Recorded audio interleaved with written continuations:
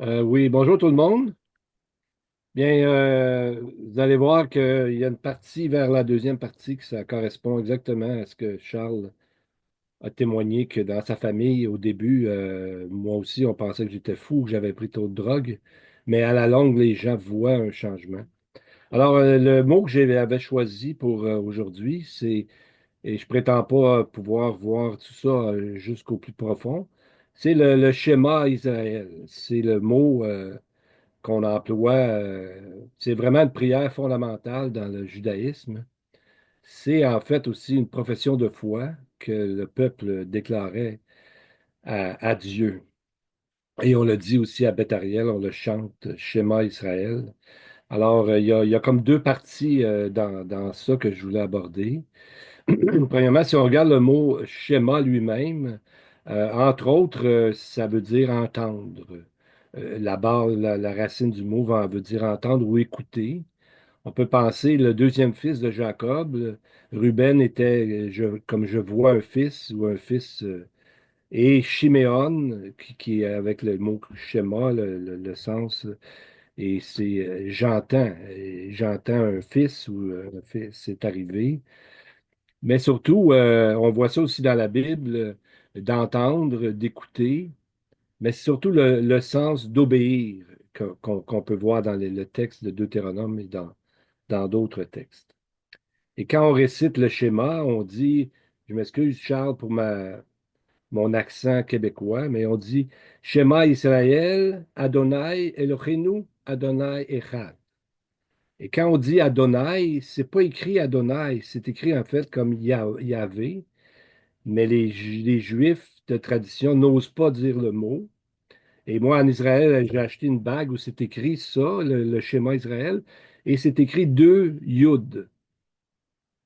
Et je dis ça un peu comme n'importe quoi, là, je n'ai pas de base théologique, mais c'est quand même curieux que Dieu étant tout-puissant, il a tout créé la terre, etc., que dans son nom même d'alliance, Yahvé, le Yud, c'est la plus petite lettre de l'hébreu. Et pour Dieu, ça ne le dérange pas, lui, que son nom soit la plus petite lettre. Donc je vais juste une petite parenthèse rapide, ça nous donne peut-être une petite leçon d'humilité face à notre nom, des fois qu'on pense qu'il est important. Dieu, lui, ça ne le dérange pas. Sa puissance est là quand même qu'il y a un petit yud ou non. Mais nous, on traduit souvent, écoute, Israël, le Seigneur, donc Adonai, Elohenu, notre Dieu, le Seigneur est un. Mais il n'y a pas de est là-dedans. C'est le Seigneur, un. Adonai, Echad. On va revenir au mot Erad un petit peu parce que c'est bien important. Donc, si on regarde le verset comme tel, la phrase dit, dans le fond, on va commencer par la fin, si on veut, qui parle de l'Erad, qui parle de l'unité de Dieu. Alors, Dieu, quand il se déclare lui-même, souvent, il va faire ça. Il va parler de son unité, son unicité. Quand j'ai été voir dans des textes, il dit souvent, Dieu, je ne suis semblable à aucun autre. À qui vous allez me comparer? Les autres dieux, c'est des idoles qu'on fait. Ce n'est pas des dieux, c'est moi le Dieu. Donc, il est incomparable, il est unique. On pourrait trouver beaucoup de synonymes. Et lorsqu'on y pense comme il faut, c'est très rassurant parce qu'à cette époque-là, ou même on a vu après par les Grecs avec des dieux, Zeus, puis l'autre, etc., quand tu as plusieurs dieux, tu n'es jamais certain que le Dieu que tu as donné ton offrande là, pour te protéger va te protéger bien longtemps parce qu'il y a peut-être un autre Dieu que lui va être en colère contre toi parce que tu as fait quelque chose que lui n'aime pas, tu sais.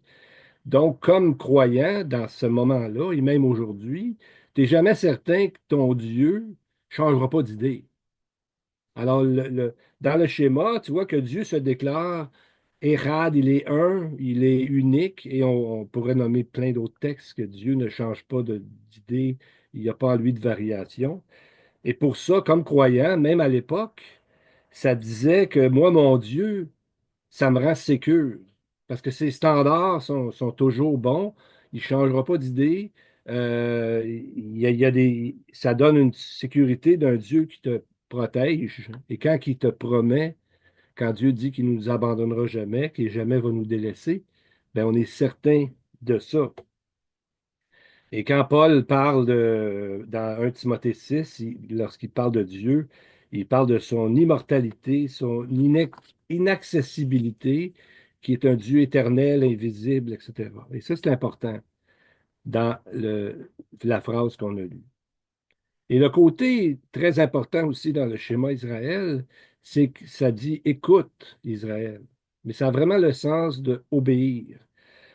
Parce que dans le livre de Deutéronome, qui est le dernier livre des 5 premiers livres de la Bible, c'est souvent des rappels, soit historiques, ce qui est arrivé dans le peuple juif à ce moment-là, ce qui est arrivé, des hauts faits, que Dieu est allé sur la montagne, leur a donné la loi. Et c'est toujours dans le Deutéronome, et puis il y a des cas de figure, là, quand ton voisin fait ça ou quand tu trouves la bête de ton voisin, il y a des choses de loi. Donc, l'emphase est toujours sur l'obéissance et la foi en Dieu.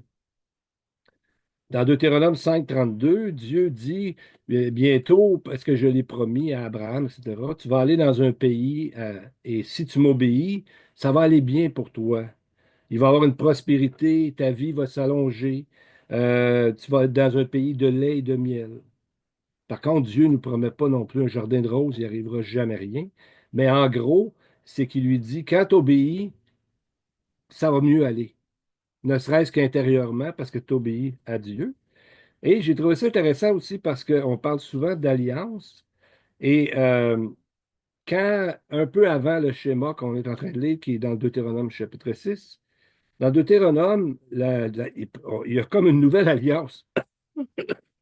Je m'excuse, c'est mon virus qui n'est pas encore parti. Deutéronome 5,3, c'est dit, Dieu n'a pas traité cette alliance avec nos pères, mais avec nous qui sommes aujourd'hui ici tous vivants. Donc, ce n'est pas une totale nouvelle alliance, mais il est en train de dire, nos pères avant, Dieu a fonctionné d'une certaine façon, mais maintenant, nous, là, on a une nouvelle alliance. Et lorsqu'il parle des textes un peu avant ça, Dieu dit bien que sur à Horeb, donc sur le mont Sinaï, il n'y avait aucune figure de Dieu, aucune représentation, afin qu'il ne se fasse pas des idoles. Que Dieu était au milieu du feu, il y avait des tonnerres, etc. Donc, à la base, Dieu n'a pas voulu qu'on voit quelque chose de lui en tant que Dieu le Père euh, qui amène la vérité, la loi, etc. Et ça nous fait penser, pour ceux qui ont lu le Nouveau Testament récemment, à Jésus, qui lorsqu'il dit à la Samaritaine dans Jean 4,23, bien un jour, l'important, c'est pas d'aller sur telle montagne ou telle autre montagne. C'est que les gens vont adorer Dieu en esprit et en vérité. Donc, le but de tout ça, c'est vraiment l'obéissance.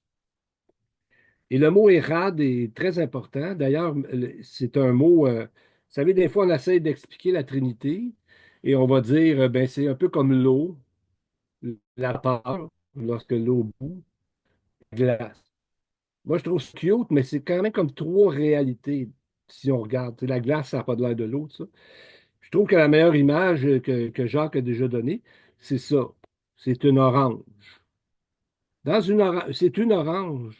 Mais dans l'orange, si on l'ouvre, c'est composé de plusieurs.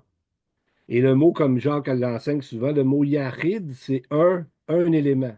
J'ai un item dans mon assiette, mettons. Mais si j'ai une orange, j'ai un élément qui en comprend plusieurs.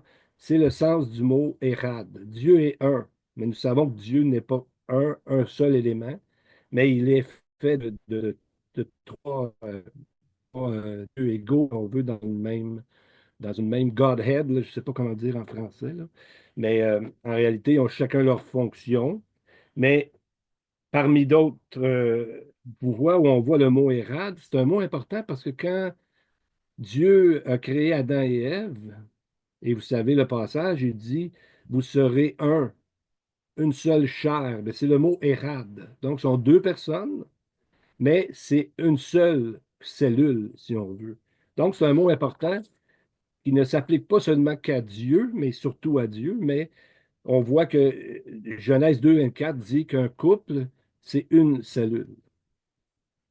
Et vous savez, quand on lit le schéma Israël, des fois, on fait un peu comme tout le monde ici, là, je vais vous dire, Jean 3,16, c'est quoi? Tout le monde le sait.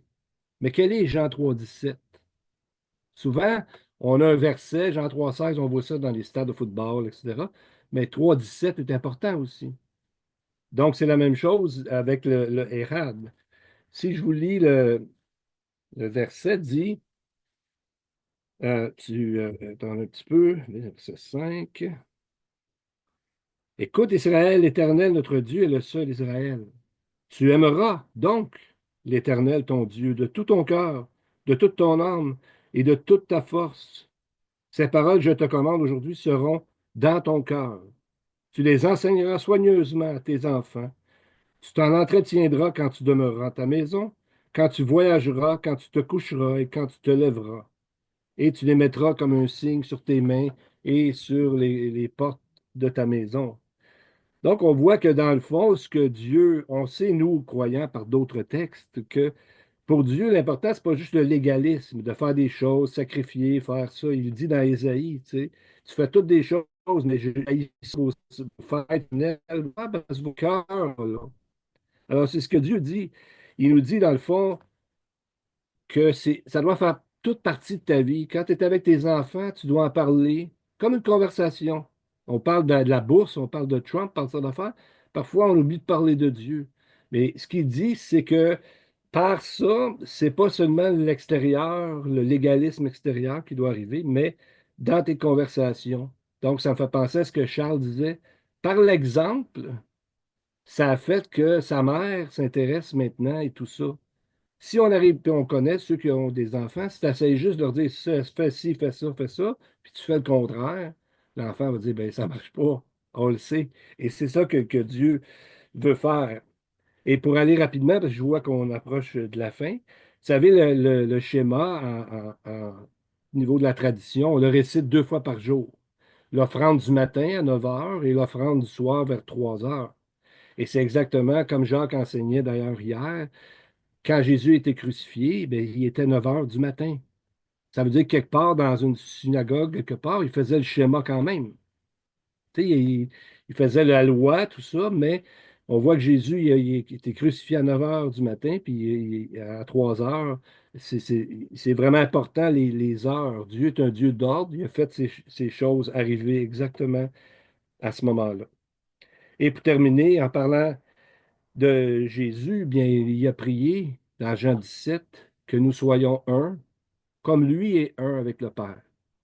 Donc ça, c'est une prière qui est là pour nous, dans l'unité, pour être vraiment comme ça. Puis nous, on peut appliquer des versets suivants quand on pense à notre journée. En se levant, on devrait faire comme Romains 12 nous dit, d'offrir nos corps comme un sacrifice vivant aujourd'hui, saint, agréable à Dieu. Comme j'écoutais un moment donné le prédicateur, il disait, avant même de me lever le matin, mettre mes petits orteils sur le plancher, là, ben, je consacre ma vie à Dieu pour ma journée. Aujourd'hui, il va arriver ça, mon boss, il va me crier après, ou je sais pas trop, là, ou je suis malade, ou quoi. Puis dans la journée, moi, il y a un verset qui m'a toujours touché. Dans le jour, ça me fait penser au verset Proverbe 22 qui dit, Dieu me dit, afin que ta confiance repose sur moi, sur l'Éternel. Je veux t'instruire aujourd'hui, oui, toi. C'est vraiment personnel. Quand j'ai lu ça un jour, c'est comme, Dieu me dit, je veux t'instruire. Pas l'autre, là. Je te dis pas ça pour que tu l'enseignes à l'autre, là. Je veux te parler à toi. Je veux te changer ta vie à toi, premièrement. Après ça, on verra pour les autres.